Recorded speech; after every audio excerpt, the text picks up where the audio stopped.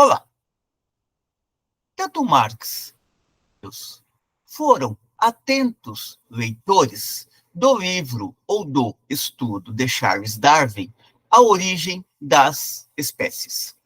No entanto, coube a Engels apresentar, através de diversos momentos da sua produção teórica, as considerações mais detalhadas a respeito das contribuições de Darwin para a ciência moderna. Lembremos que Engels procurará diferenciar sempre a teoria da evolução de Darwin daquela que marca a concepção materialista da história. Isto, no entanto, não conduziu Engels, muito menos Marx, a reduzirem a contribuição que Darwin deu para a ciência moderna. No presente vídeo, vamos resgatar, através de diversos momentos de Engels, as considerações que ele faz a respeito da teoria da evolução de Darwin, as contribuições que essa teoria deu para a ciência moderna, tendo por base, fundamentalmente, o livro que ambos, ou seja, Engels e Marx, leram, isto é, A Origem das Espécies. Em seu estudo do socialismo utópico ao socialismo científico, Engels aponta, por exemplo, como uma das grandes contribuições de Darwin para a ciência moderna, o fato de Darwin ter provado que toda a natureza orgânica existente, isto é, plantas e animais, e entre eles, como é lógico, o próprio homem, é produto de um processo de desenvolvimento que durou milhões de anos.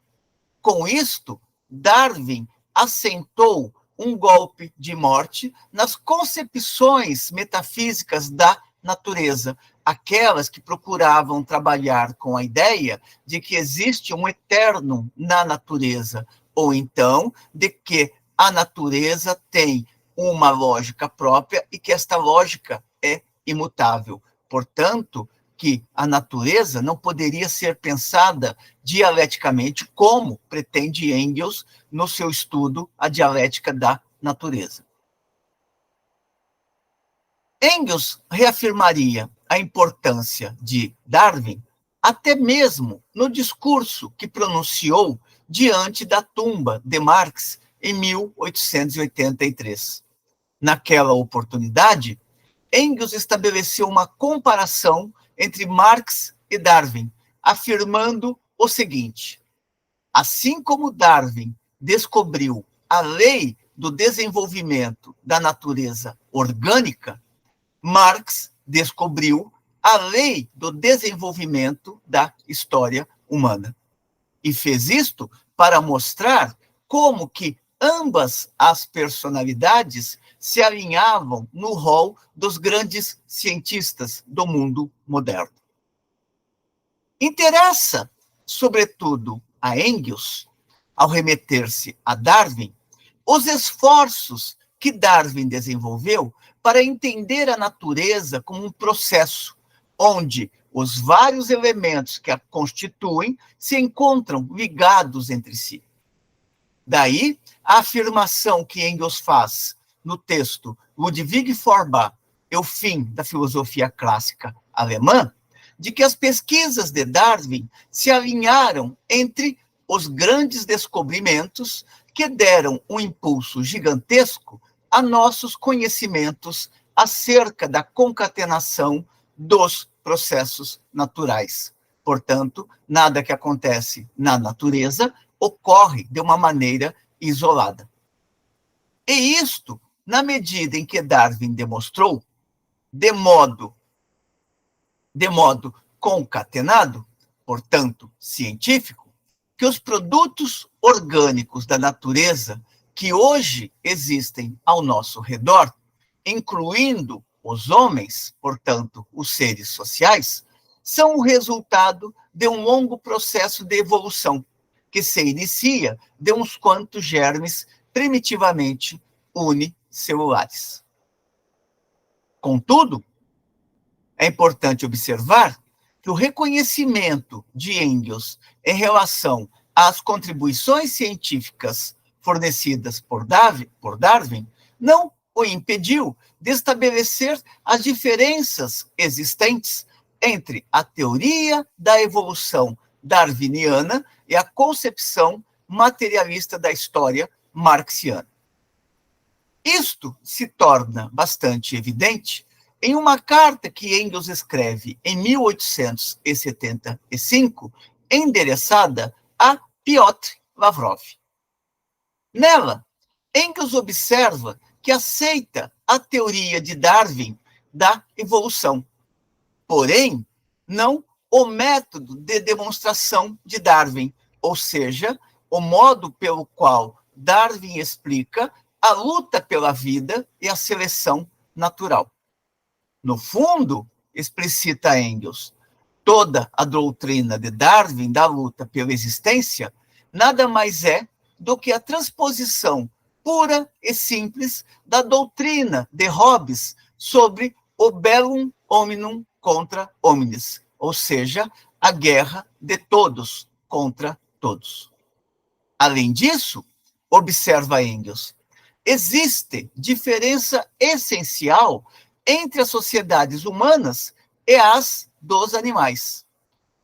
No caso dos animais, prossegue Engels na carta a Lavrov, no caso dos animais, eles são unos com a natureza, isto é, no melhor dos casos, apenas se apropriam das condições imediatas de existência fornecidas pela natureza, enquanto que os homens não apenas se apropriam das condições imediatas, mas ainda produzem novas condições de existência conscientemente. Aqui vale a pena relembrar a comparação que Marx e Engels fazem na ideologia alemã, por exemplo, e depois retomada por Marx no Capital, que aponta para a diferença entre as melhores abelhas e os piores arquitetos. Dirão Marx e Engels. O que diferencia a melhor abelha do pior arquiteto é que a abelha só consegue reproduzir sempre da mesma maneira o favo de mel, enquanto que o pior arquiteto é capaz de construir casas totalmente diferentes. E pouco importa aqui que sejam casas bonitas ou esteticamente horríveis. Prossegue Engels observando. Já basta esta diferença única, porém fundamental, para tornar impossível a transposição, sem mais reservas, das leis válidas para as sociedades animais às sociedades humanas. Portanto, aqui, Engels demarca a distância entre a concepção evolucionista de Darwin e a concepção materialista da história. Avançando suas considerações nas cartas endereçada a Lavrov, explicita ainda Engels.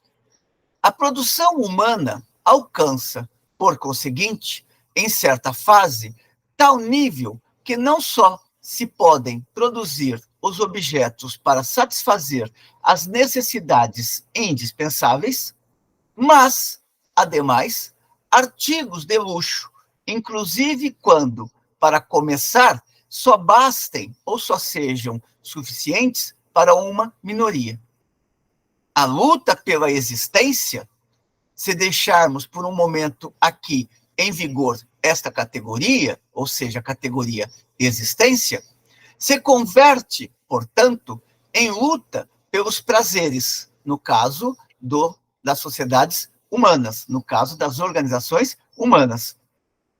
Se converte, portanto, em luta pelos prazeres, não só pelos meios de existência, como acontece com os animais. Sim, ademais, pelos meios de desenvolvimento produzidos socialmente. Aqui, Engels está estabelecendo uma clara diferença entre a ideia de que os animais estão unos com a natureza, enquanto que os homens produzem para além das suas necessidades imediatas. Nesta fase, as categorias tomadas do reino animal já não são aplicáveis ao terreno da sociabilidade humana. Porém, se a produção, sob sua forma capitalista, tal e como se verifica hoje em dia, cria uma quantidade de meios de existência e de desenvolvimento muito maior que aquele que pode consumir a sociedade capitalista, posto que esta aparta a imensa massa dos produtores reais do consumo destes meios de existência e de desenvolvimento, se esta sociedade, pela lei mesma de sua vida, se vê forçada a aumentar continuamente esta produção já extremamente elevada e, em consequência, periodicamente produzir crises a cada 10 anos, isto tem que ser destruído, de tal modo a garantir que, no terreno da sociabilidade humana, os seres sociais possam se apossar da riqueza social produzida. Aqui Engels está avançando na discussão, mas ele está apontando ao mesmo tempo para a distância que separa o universo dos animais em geral daqueles do ser social. O ser social é capaz de produzir riquezas para além das necessidades imediatas, enquanto os animais só conseguem produzir para a sua existência imediata. Daí que é necessário fazer a diferenciação na forma de se compreender a luta pela existência no reino animal e a luta pela existência no interior da sociabilidade humana. Conclui Engels, a luta pela existência pode consistir aqui somente, no caso das sociedades humanas, a luta pela existência pode consistir aqui somente em que a classe produtiva arrebate a direção da produção e a distribuição à classe em cujas mãos se há concentrado até agora esta riqueza social. Classe esta que já é incapaz de exercer os rumos da sociedade. E aqui Engels está se referindo à classe burguesa. E isto é, precisamente, o que coloca a necessidade de uma revolução de caráter socialista.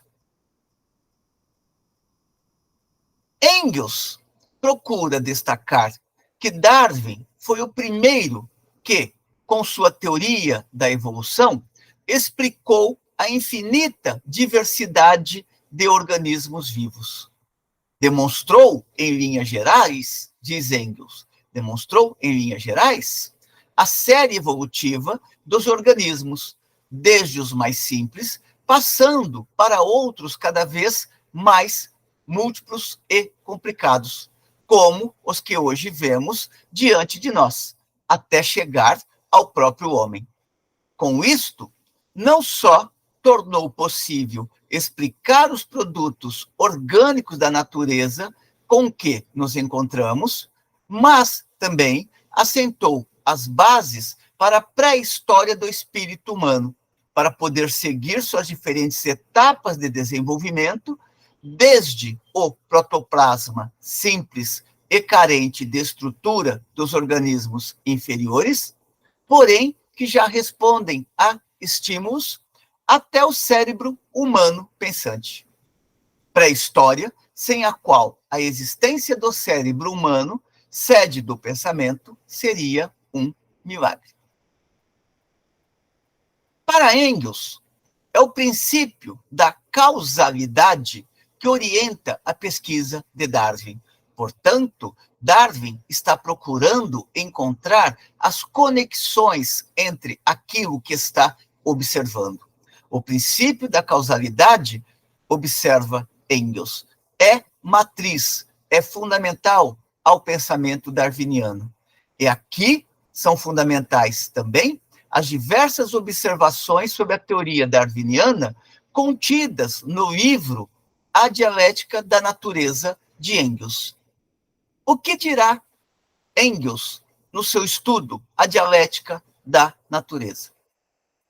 Dirá Engels na Dialética da Natureza, que em sua obra decisiva, Darwin parte da mais ampla base de causalidade com que se depara, com que se encontra. Portanto, aquilo que Darwin pôde observar, ele observou. Aquilo em que Darwin pôde compreender as conexões, ele estabeleceu as conexões. Darwin investiga as infinitas diferenças causais dos indivíduos dentro de cada espécie.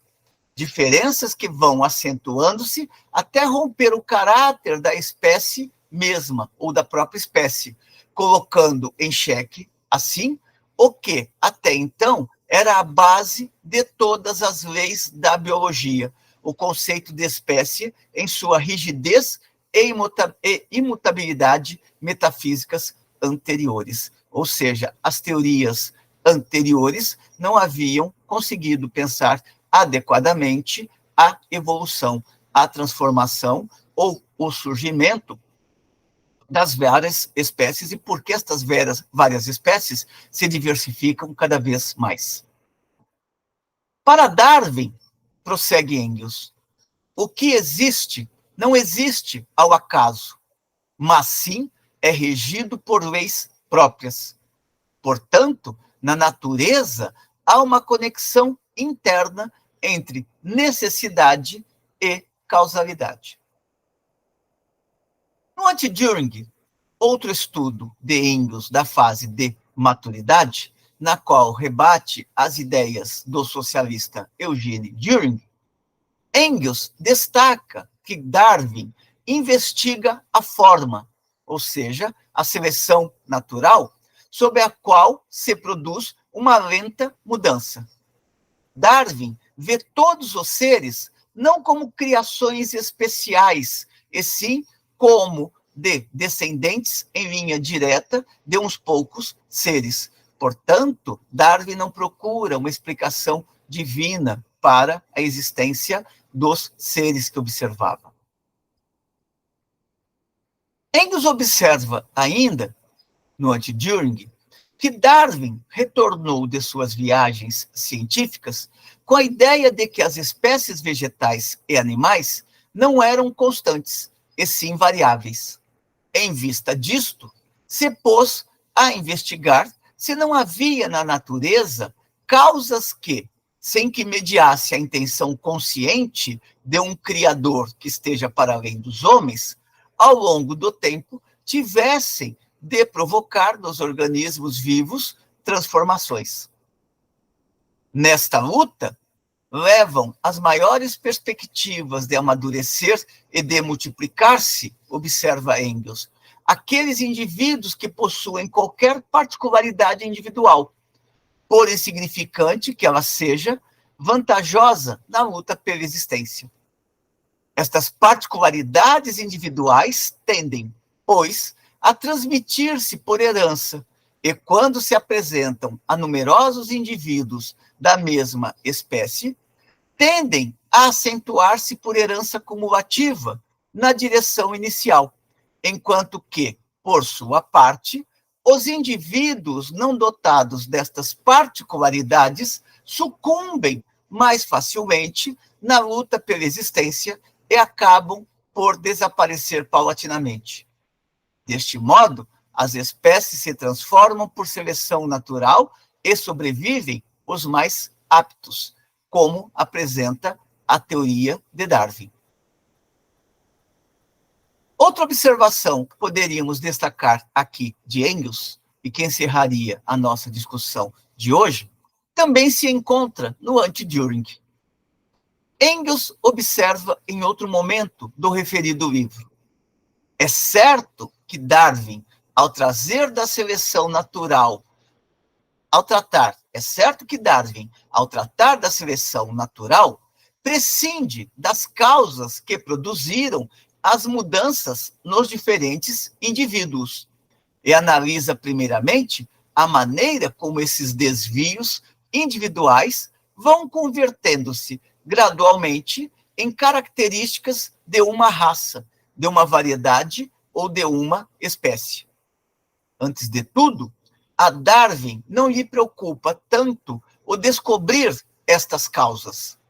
É certo que Darwin olhou acentuadamente para a transformação das espécies e se esqueceu, em geral, das causas da mudança contínua. E este é um elemento fundamental para a concepção materialista da história, entender não apenas a transformação, mas também a base, a gênese que estruturam as realidades específicas. Porém, ressaltará Engels, no caso de Darwin, este é um erro comum à maioria das pessoas que realizam um progresso real. Ou seja, Darwin foi até onde era possível caminhar naquele momento. E o fato da sua teoria comportar limites, no sentido de compreender a origem das transformações, não inviabiliza as grandes conquistas que ele estabeleceu para a ciência moderna. Com estes elementos, encerramos aqui esta breve discussão a respeito de considerações de Engels a propósito do pensamento de Darwin e, em particular, observações baseadas no livro A Origem das Espécies. Espero que tenham gostado da discussão. Como sempre, encaminhem suas considerações positivas ou negativas, e de nossa parte, continuaremos aqui trazendo reflexões que possam contribuir com as jovens gerações de estudantes e com as jovens gerações de pesquisadores. Até uma próxima.